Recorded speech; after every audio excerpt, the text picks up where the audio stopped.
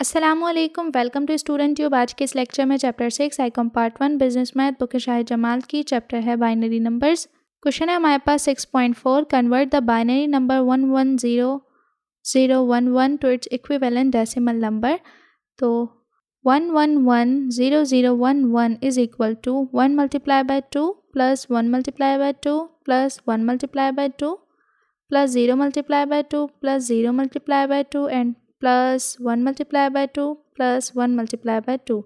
So 0, 1, 2, 3, 4, 5, 6. So 1 multiplied by 2 کی power 6 ہے تو یہ ہو گیا 64 plus 1 multiplied by 32 plus 1 multiplied by 2 4 تو 8 plus 0 multiplied by 2 کی پاور 3 ہے تو یہ ہے 2 کی پاور 4 تو یہ ہو گیا 16 اور یہ ہو گیا 8 plus 0 multiply by 2 2 is 4 plus 1 multiply by 2 1 is 2 plus 1 multiply by 2 کی پاور 0 تو یہ ہو گیا 1 کے equal. So 64 1 is 64 plus 32 1 is 32 plus 16 1 is 16 plus 0 8 is 0 plus 0 4 is 0 plus 2 1 is 2 plus 1 1 is 1 تو ان سب کو پلس کر دیں گے۔